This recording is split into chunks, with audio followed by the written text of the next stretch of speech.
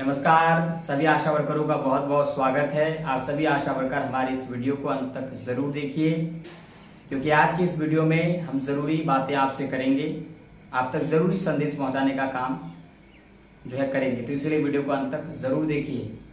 जैसा कि आप जानते हैं कि अभी जो है शशि यादव जी, ठीक है, उनको तो सभी आशा वर्कर लगभग जानती ही हैं। एक्टू के अध्यक्ष हैं, एमएलसी भी हैं ऊपर से। तो शशि यादव को आप अच्छी तरह से जानते हैं, वो परिचय के मोहताज तो है नहीं, तो मुझे परिचय देना पड़े, ठीक है। तो शशि यादव जो है अभी महागठबंधन की सरकार तेजस्वी और जो है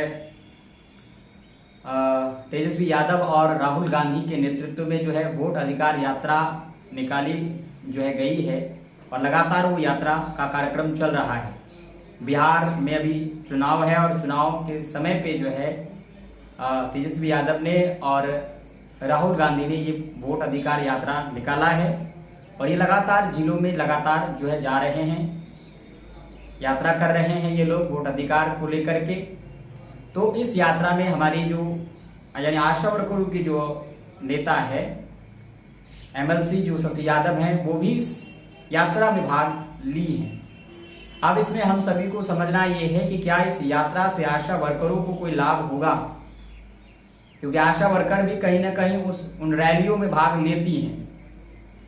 आशा वर्करें भी जो है उन रैलियों में भाग लेती है। तो इसीलिए आज की इस वीडियो में हम बात करेंगे कि क्या इन रैलियों से कुछ आशा वर्करों को मिलने वाला है, क्योंकि आशा वर्करों की आशा सिर्फ है कि उनके मानदेय मिल जाए। उनकी यही आशा है कि उन्हें मानदेय कर्मी का दर्जा मिले, मानदेय फिक्स मानदेय मिले, चाहे कितना भी हो, 10,000, 20,000, 15,000 जो भी हो, कम से कम फिक्स मानदेय मिले। ये आशा सबसे बड़ी आशा है। उम्र सीमा को लेकर के, रिटायरमेंट पेंशन को लेकर के अभी फिलहाल वो लोग सीरियस नहीं है।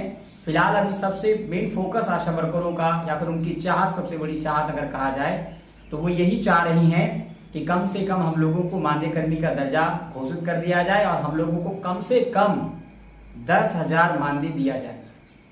ये जो है आशा वर्करों की सबसे बड़ी चाहत है। तो हमें ये जानना काफी जरूरी है, क्योंकि ये रैलियां जो चल रही है अभी फिलहाल, और इससे कुछ दिन पहले यानी 12 अगस्त को जो आप लोगों ने हड़ताल किया, प्रोटेस्ट किया, उसका वर्तमान सरकार पर कोई प्रभाव नहीं पड़ा। इसीलिए सरकार ने कोई फैसला नहीं लिया। लगातार कैबिनेट के बैठक हुए, उन कैबिनेट के बैठक में भी कोई जो है अच्छा फैसला आप लोगों के लिए नहीं निकला। तो ये भी कहीं ना कहीं सोचने की बात है।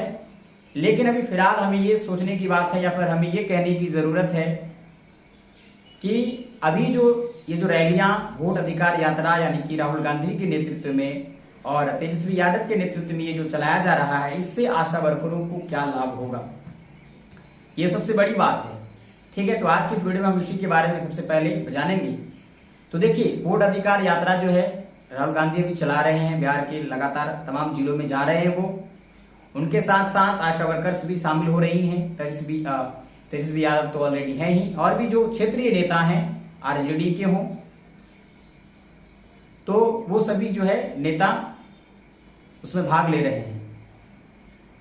लेकिन आपको एक बात बताना चाहते हैं कि इससे जो है आशा वर्कर जो रैलियों में भाग ले रही हैं, लगातार वो अपना पत्र जो है राहुल गांधी को सौंप रही हैं और अपनी मांगों को लेकर के अपनी व्यथा जो है वो राहुल गांधी को सुना रही हैं। तो यहां से जो है आपको बताना चाहते हैं कि आशा वर्करों को यहां से लगभग कुछ मतलब कुछ ना मिलने के बराबर है। हाँ, यदि आने वाले समय पे अगर कांग्रेस की सरकार बनती है तो फिर आशा वर्करों के लिए कुछ अच्छा हो सकता है। लेकिन फिलहाल अगर अभी कहा जाए तो अभी फिलहाल आशा वर्करों को कुछ मिलने वाला नहीं है, क्योंकि आपको बताना चाहते हैं कि अगर ऐसा होता कि कांग्रेस सरकार आशा वर्करों के लिए संवेदनशील होती या फिर आशा वर्करों के लिए वो कुछ करना चाहती तो पहले ही कर चुकी होती। जिस प्रकार से जो है बीजेपी एनडीए ने आशा वर्करों के साथ धोखा किया, उसी प्रकार कांग्रेस ने भी धोखा किया है। क्योंकि आज भी कई राज्य ऐसे हैं जहां पर कांग्रेस की सरकार है, तो वहां पर तो आशा वर्करों की हालत आज तक नहीं सुधरी। वहां पर भी उन आशा वर्करों को मानदेय शब्द नहीं दिया गया, उनको मानदेय नहीं दिया जा रहा है। तो कहीं ना कहीं हम कह सकते हैं कि कांग्रेस भी पहले से ही जो है आशा वर्करों के पक्ष में नहीं रही है, जिस तरह से बीजेपी और एनडीए नहीं रही है। यानी अब तक कोई भी जो भी सरकार आई, उन्होंने आशा वर्करों के हित के लिए कुछ बड़े कदम नहीं उठाए। सिर्फ उन्हें शांत करने के लिए, उन्हें सांत्वना देने के लिए छोटे छोटे घोषणाएं उन्होंने की और उन घोषणाओं को उन्होंने लागू किया, जिससे उनको कोई बड़ा लाभ नहीं मिला आशा वर्करों को। तो मेरा कहना यह है कि ये जो रैली अभी वोट अधिकार यात्रा चल रहा है, इसमें आशा वर्कर्स बहनें भाग ले रही हैं, तो इनसे एक बेनिफिट ये हो सकता है कि आप लोग राहुल गांधी को पत्र सौंपे, लेकिन जब सरकार बनेगी राहुल गांधी की, तो राहुल गांधी उस फैसला ले सकते हैं आप लोगों के लिए, वो संवेदनशील फैसला ले, आप लोगों के लिए कुछ घोषणा करे। लेकिन ये बात सरकार बनने के बाद की है, सरकार बनने के बाद ये घोषणाएं हो सकती है। लेकिन फिलहाल अभी यात्रा को लेकर के जो चल रहा है, इससे आशा वर्करों को कोई खबर नहीं मिलने वाला है, कोई मांग इनका पूरा नहीं होने वाला है। इसका एक ही उपाय है, आंदोलन, और वो भी अनिश्चितकालीन आंदोलन। लेकिन 12 अगस्त को जो सिर्फ एक दिवसीय आंदोलन हुआ, इससे सरकार पर कोई प्रभाव नहीं पड़ा और इसे कह सकते हैं कि आशा वर्कर सिर्फ परेशान हुई, परेशान होने के अलावा कुछ नहीं हुआ। तो कहीं ना कहीं शशि यादव की जो लगातार आंदोलन की रणनीति रही है, या फिर कौशलेंद्र कुमार वर्मा की भी जो रणनीति रही है, वो लगातार फेल जो है होता जा रहा है। इनकी रणनीतियां लगातार असफल हो रही है, क्योंकि ये लोग रणनीति बनाते हैं, लेकिन रणनीति इन लोगों का स्ट्रिक्ट नहीं है। एक दिवसीय हड़ताल से सरकार कहां झुकने वाली। पिछली बार जो है लगभग 32 दिनों का अनिश्चितकालीन हड़ताल चला था, उसके बाद सरकार जो है प्रस्ताव बना था, सरकार जो है चुकी थी, सरकार जो है आश्वासन दिया था। लेकिन आप ये सोच रहे हैं कि एक दिवसीय हड़ताल करके हम जो है अपनी मांग को पूरा कर लेंगे, नीतीश कुमार जी को जो है मना लेंगे, उन तक बात पहुंचा लेंगे। तो ये एक रणनीति का गलत हिस्सा हम मानते हैं। तो यानी कि रणनीति में गलत मानता हूं, आंदोलन की रणनीति गलत है। आंदोलन का जो रोड मैप है, या फिर कह सकते हैं कि प्रोटेस्ट का जो रोड मैप है, वो बिल्कुल गलत है। इस वजह से आज तक सरकार जो है कभी भी आप लोगों के लिए कोई बड़ी घोषणाएं नहीं की, बिकॉज उनको आपकी ताकत अभी तक जो है पता नहीं चली है। तो कहीं ना कहीं आंदोलन की रणनीति गलत है। अभी जिस तरह से चुनाव आने ही वाला है कुछ ही महीनों के बाद, तो अभी वो टाइम पीरियड है, वो मतलब समय है अभी, जब आशा वर्कर्स जो है अनिश्चितकालीन हड़ताल के बल पर अनिश्चितकालीन हड़ताल करके वो अपनी मांगों को पूरा कर सकती थी। लेकिन नेता जो है तैयार नहीं है, नेता की रणनीति अलग है। नेता जो है वोट अधिकार यात्रा में भाग ले रही है, क्योंकि उनको जो है महागठबंधन का साथ देना है। मैं क्लियरली कह रहा हूं कि अगर शशि यादव आप लोगों की मांगों को लेकर सीरियसली होती, तो वो अभी आप लोगों को लेकर के अनिश्चितकालीन हड़ताल में होती, ना कि वोट अधिकार यात्रा में वो शामिल होती। ये सबसे बड़ी बात आप लोग ध्यान रखिएगा। मैं उनका विरोध नहीं कर रहा हूं, मुझे महागठबंधन से कोई विरोध नहीं है, मुझे वर्तमान सरकार से भी विरोध नहीं है, क्योंकि मुझे कुछ मिलता ही नहीं है और मुझे कुछ लेना भी नहीं है।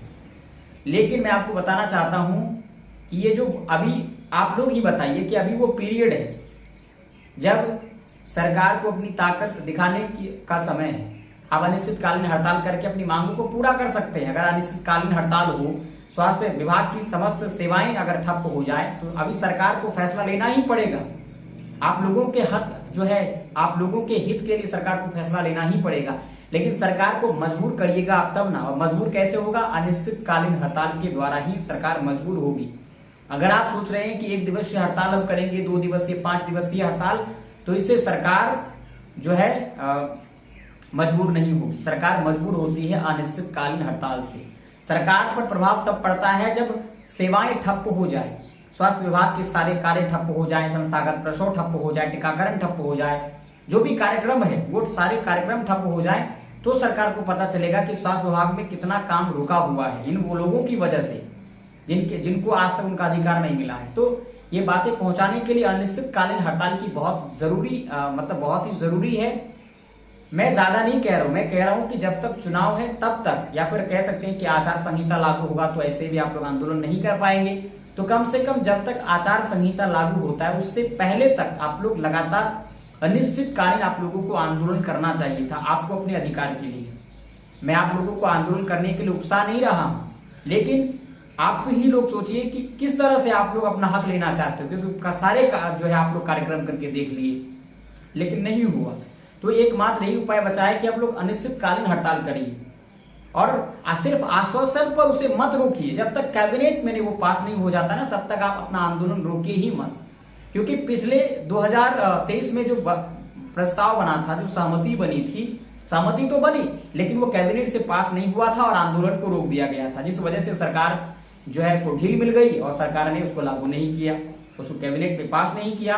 तो इसलिए ये रणनीति सबसे बड़ी गलती रणनीति थी उनकी कि इसमें उन्होंने जो है आंदोलन को रोक दिया था, स्थगित कर दिया था। आंदोलन तब तक चलना था जब तक सरकार कैबिनेट से उसको पास नहीं कर देती। तो आंदोलन तब तक चलना है, अनिश्चितकालीन हड़ताल तब तक चलना है जब तक वो कैबिनेट से पास नहीं होता। अगर कैबिनेट से पास हो जाए फिर आंदोलन को हमें रोक देना है, सिंपल। तो आप सभी तक यही संदेश पहुंचाना था कि ये जो वोट अधिकार यात्रा राहुल गांधी के द्वारा चलाया जा रहा है, इसमें शशि यादव भाग ले रही है और शशि यादव आशा वर्करों को प्रेरित कर रही है कि आप लोग भी भाग लीजिए। भाग लेने से कुछ होगा नहीं, ये सिर्फ जो है आप लोगों का इस्तेमाल शशि यादव कर रही है। ये सीधे सीधे शब्दों में हम कह रहे हैं, अगर आप लोगों की मांगों को लेकर वो सीरियस होती, वो गंभीर होती, तो अभी अनिश्चितकालीन हड़ताल की रणनीति तैयार करती और उस पर वो काम करना शुरू करती। लेकिन ऐसा नहीं है, उन्हें जो है महागठबंधन का साथ देना है और वो उसी का साथ अभी दे रही है, आशा वर्करों का साथ नहीं, बल्कि वो केवल उनका इस्तेमाल वो कर रही है। ठीक है, तो सीधे तौर पर मेरा यही कहना है। बाकी आप सभी लोग समझिए इस रणनीति, जो है इन चीजों को समझने की कोशिश कीजिए। मैंने कहा कि आपको कई राज्यों में भी कांग्रेस की सरकार है जहां पर आशा वर्करों की हालत बिहार से भी खराब है, तो इसलिए सोचने की आवश्यकता है। आप किसी के बहकावे में आपको नहीं आना है, सिर्फ आप ये सोचिए कि अभी आंदोलन होना था, लेकिन अभी शशि यादव जो है महागठबंधन के साथ आपका इस्तेमाल कर रही है, आपको कह रही है कि आप आइए हमारी रैली में भीड़ कीजिए। तो आप लोग इस बात को समझिए। फिलहाल चलिए आज की इस वीडियो में इतना ही। ये मेरा माइंडसेट है, ये मैं मानता हूं, बाकी आप लोग क्या मानते हैं, क्योंकि सबका अलग अलग नजरिया होता है, अब सब लोग अलग अलग तरीके से सोचते हैं। फिलहाल चलिए आज की इस वीडियो में इतना ही। हम फिर मिलेंगे एक नई वीडियो के साथ, तब तक के लिए धन्यवाद।